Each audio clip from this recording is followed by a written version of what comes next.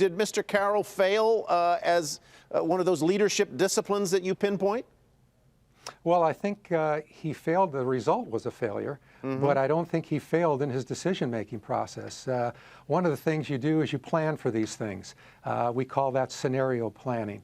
And I'm sure he had a number of scenarios that he went through in deciding what he wanted to do, and he made the right decision in terms of what he thought, and he went forward, and it just didn't work. And oftentimes, both in the sports world and in the corporate world, things don't work out the way they normally do. So how do you assess the probability, Jeff, in a situation like this or in the business world? And then, maybe more poignantly, how do you bounce back from a decision that, as Mr. Wolf just said, may have been the right call for him, but the result was wrong? Well, thanks, Tyler. And I respect Mr. Wolf and his work, but I really disagree that rational analysis is not what happened here. It really wasn't systematic scenario planning that led to this.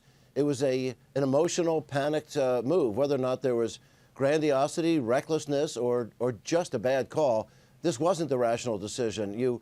I think the good thing he did, of course, was to fall on the grenade so that Darrell Bevell, the defense coordinator, doesn't take the heat for it, or quarterback Russell Wilson doesn't take the heat for it. But still, you wonder, what was the decision-making trap there? Was there some sort of groupthink? Was it a panic decision? You look at John Akers at IBM years ago, 3 CEOs back, attacking his own people for his mistakes. We've seen today's headlines at Lululemon. Chip Davis, the CEO, steps out of the company, still not apologizing for some real fiascos. This time last year, Evan Spiegel at Snapchat had millions of his folks exposed through intrusions on their breach in the security, which he minimized until this past month. He was attacked by, in the Sony cyber attack. Suddenly he personalizes it. What's really critical is some accountability. Those are different cases where people, I think, Jeff, respectfully, they were not owning their mistake or the bad outcome. Exactly. And Carroll did. I mean, Carroll did. Well, that's the one thing that exactly I really respect Pete Carroll for, is that he really did fall on his sword. He did. And that's what CEOs do. When they do make a mistake and they find and they realize they make a mistake, you admit it, and you don't throw other people under the bus.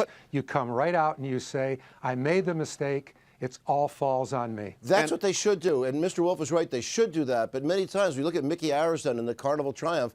Everybody else, divisional operators are put in front of the blinking spotlights of cameras. We see that happen too often.